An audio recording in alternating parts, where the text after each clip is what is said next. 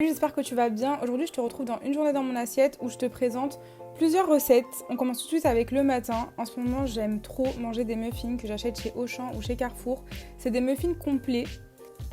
En général, j'accompagne ça avec du Saint-Moré ou un petit peu de beurre ou du miel. Ce jour-là, j'ai mangé des muffins avec 2 œufs, du Saint-Moré et des fruits. C'est super simple et rapide à préparer, t'as juste à les couper en deux et les faire griller au four. Le mieux c'est de les faire soi-même, mais bon, des fois j'ai un petit peu la flemme ou pas le temps, donc j'aime bien choisir cette alternative. Je fais cuire mes œufs avec de l'huile d'olive bio que j'achète chez Carrefour ou Auchan. Celle-là c'est une huile spéciale cuisson et spéciale assaisonnement. Elle est très bonne, même dans les salades, quand je fais une salade je mets que cette huile-là, avec un peu de vinaigre, du poivre et ça passe super bien.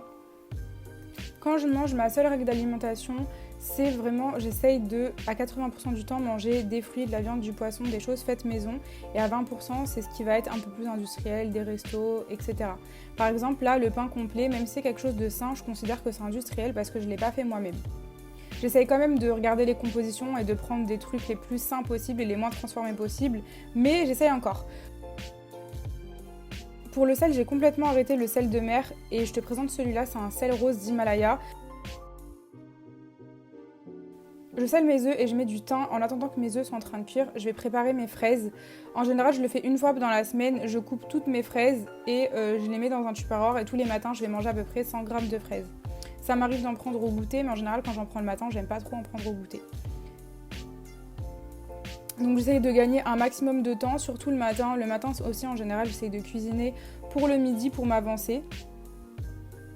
Mais le matin, j'aime bien prendre du temps tranquillement, préparer mon petit déjeuner. Vraiment, c'est un repas que je loupe pas quoi qu'il arrive, le petit déjeuner. Je trouve que pour moi, c'est super important pour bien commencer une journée. Si t'aimes pas manger le matin, ne te force pas à manger le matin, écoute ton corps. Il n'y a pas de règle en réalité qu'il faut absolument manger le matin. Il y en a qui aiment être à jeun et c'est pas pour autant qu'ils sont pas en forme.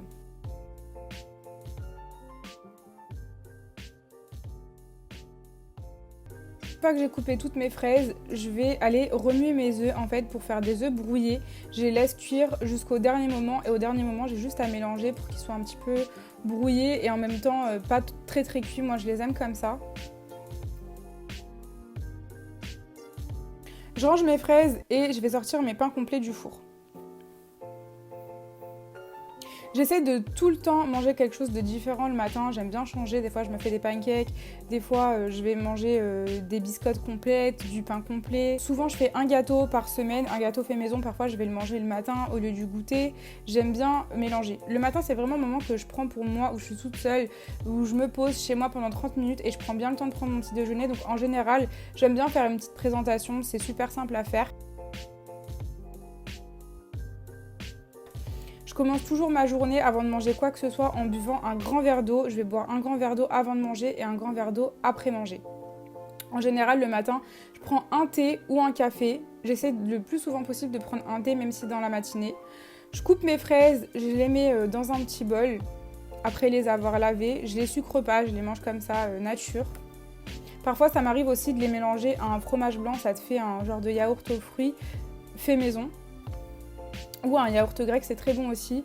J'ai sorti mes pains complets du four, je vais rajouter des œufs et un petit peu de Saint-Moré. Ce jour-là, il me semble que j'en ai pas mis, parfois ça m'arrive, parfois non. Ce que j'aime faire aussi avec ces pains complets-là, c'est de rajouter du Saint-Moré, du miel, du beurre de cacahuète, vraiment plein de combinaisons possibles avec juste un petit aliment. Ça permet de changer, c'est important de changer souvent de petit déjeuner pour pas se lasser, surtout quand on essaye de perdre du poids. C'est important de varier son alimentation. Il y a plein de choses à faire, il faut juste apprendre à cuisiner différemment si tu veux perdre du poids ou avoir une alimentation équilibrée. La deuxième recette, c'est le déjeuner. J'ai fait un genre de pancake salé à la viande hachée. Je mange de moins en moins de viande, surtout de la viande rouge, ça arrive à peu près une fois par semaine. Là, pour la recette, tu auras besoin d'un demi-oignon et de persil. La matière grasse que j'utilise, c'est ou de l'huile d'olive pour cuisson ou de l'huile de coco. Là, j'avais mis de l'huile de coco pour changer un petit peu. Et si t'aimes pas le goût de l'huile de coco, franchement, ça se sent pas du tout avec les épices. Et t'as même des huiles où il n'y a pas le goût de la coco. Je te mettrai la recette en barre d'infos, bien sûr, j'ai juste changé quelques trucs. Donc j'ai besoin d'un œuf que je vais mélanger.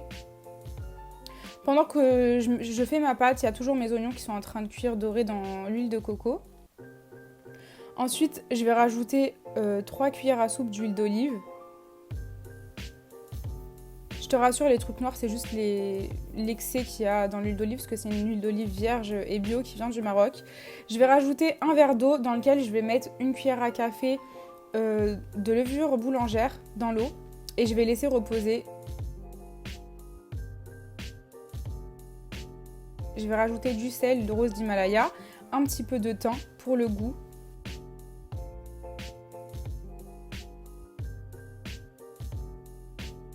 Je mélange à chaque fois que je rajoute un ingrédient et je vais rajouter mon eau et ma levure boulangère au fur et à mesure. À chaque fois, entre chaque ajout d'eau, je vais bien mélanger.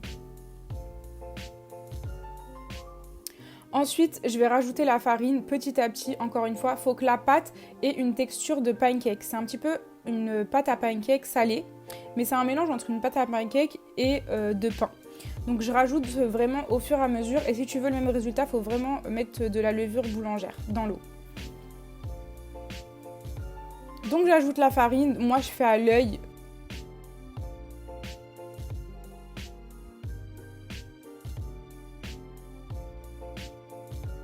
À la toute fin de la préparation, je vais ajouter la moitié d'un sachet de levure chimique.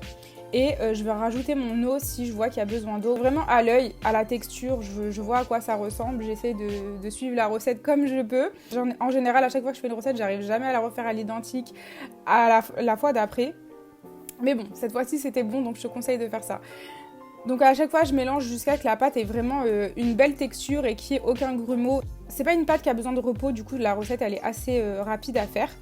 Et là, en fait, je vais surtout te montrer comment j'arrive à faire 2 repas différents en un repas. J'ai souvent la question, comment tu fais? Est-ce que tu manges la même chose que la personne avec qui tu vis? Est-ce que t'es pas frustrée? En fait, non, parce que j'ai développé des techniques pour qu'on mange la même chose sans réellement manger la même chose. Donc là, pour la viande, je vais prendre ma viande rouge. C'est de la viande rouge à 5% que j'ai acheté chez le boucher. Je rajoute un mélange d'épices qui est déjà tout préparé. C'est un mélange d'épices mexicaines. Et une fois que mes oignons ont bien doré dans l'huile, je vais rajouter ma viande épicée et je vais la laisser cuire à feu doux. Pas bien émietté et facile à répartir. Avec ma spatule, je vais bien séparer toute la viande pour que ça cuise et que ce soit vraiment pas en grumeaux, que ce soit comme si c'était mixé. En gros, c'est un mélange d'une recette mexicaine, algérienne et américaine puisque les pancakes, c'est américain. J'ai trouvé cette recette sur YouTube, de toute façon je l'ai juste modifiée à ma sauce, j'ai mis moins d'huile, il y avait du sucre, j'en ai pas mis. Mais c'était tout aussi bon, mais je te mettrai bien sûr la recette en barre d'infos si tu me fais pas confiance et que tu préfères suivre l'autre recette.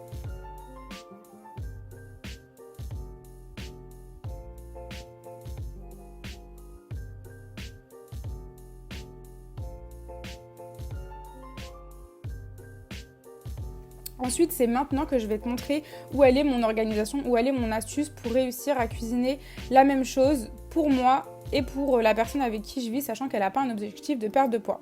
Donc à ce stade-là de la cuisson, je vais séparer en deux ma viande. La partie qui est pour moi, je vais la mettre dans un bol. À ce stade-là, ma partie à moi est dans un bol et la partie de l'autre personne qui ne veut pas perdre du poids est toujours dans la poêle.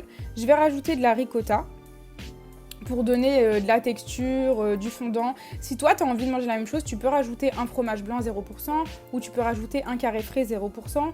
Il y a plein d'alternatives différentes. Moi j'en ai pas tout le temps forcément envie. Donc parfois je vais manger que ça et ça va m'aller. Parfois j'aurai envie de plus. Je fais en fonction de mes envies.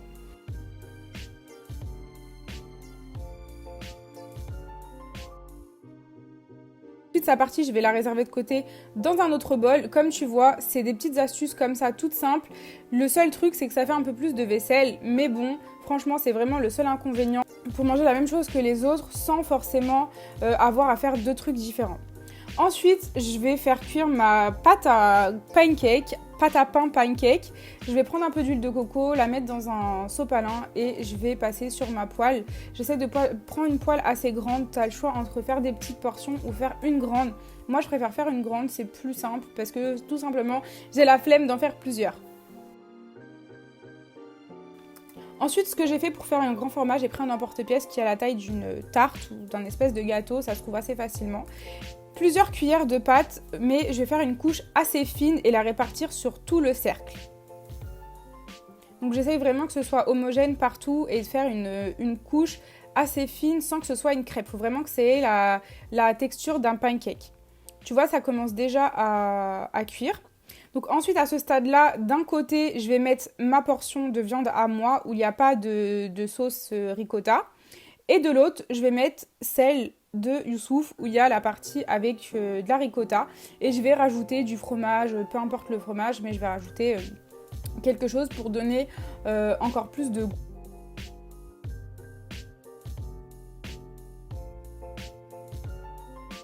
Moi personnellement je ne vais pas en prendre, donc je vais bien faire attention du côté auquel je mets le fromage. Ensuite j'ai juste à prendre ma pâte et à recouvrir partout la viande pour refermer en fait le pancake et faire un genre de pain farci, de gâteau farci. Franchement j'avais pas le nom de la recette parce que c'est une recette que j'ai trouvée en arabe et que j'ai traduit, mais j'ai juste regardé les images et c'était très facile de comprendre.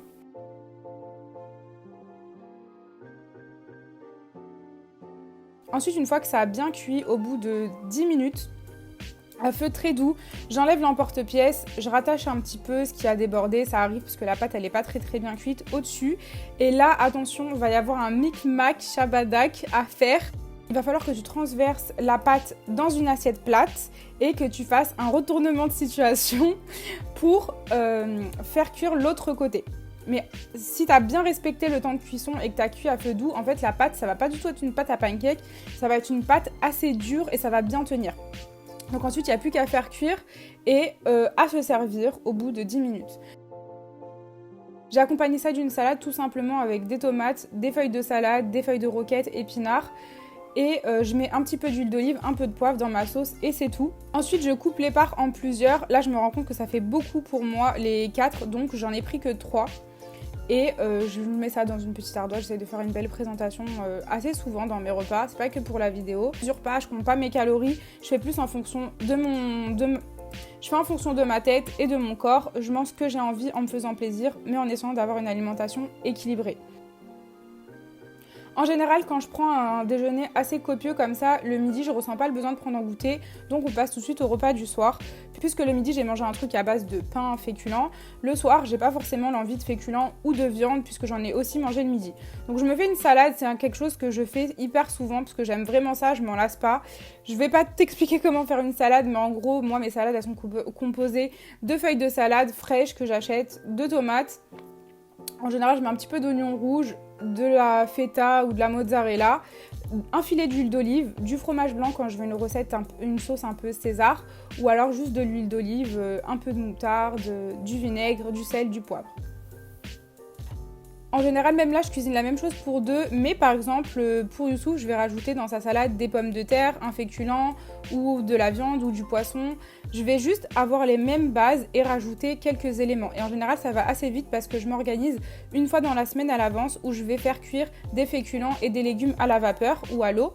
Et je vais les mettre dans des tupperwares toute la semaine et du coup, à ces moments-là, j'ai juste à les ressortir. Là, j'ai fait un gratin de chou-fleur de brocoli pour accompagner ma salade. J'ai pris du frigo mes choux-fleurs et mes brocolis que j'avais fait cuire à la vapeur. Je les ai mis dans un plat, j'ai rajouté de la crème à 4% et j'ai mis par-dessus un petit peu de mozzarella, du sel, du poivre et c'est prêt. Il n'y a rien de plus simple que ça et surtout quand tu prépares tes légumes à l'avance et tes féculents à l'avance, ça va hyper vite pour cuisiner, c'est un truc que je te conseille de faire. Je mets ça dans 2 petits bols. J'aime bien manger de cette façon-là. Je rajoute toujours un verre d'eau, un grand verre d'eau avant de dîner et un grand verre d'eau après dîner. Et dans la soirée, ça m'arrive de boire 1 ou 2 thés pendant que je suis sur l'ordinateur ou pendant que je traîne sur Insta. D'ailleurs, ajoute-moi sur Insta parce que je fais pas mal de recettes et je te montre un petit peu aussi mon organisation au quotidien au niveau de l'alimentation.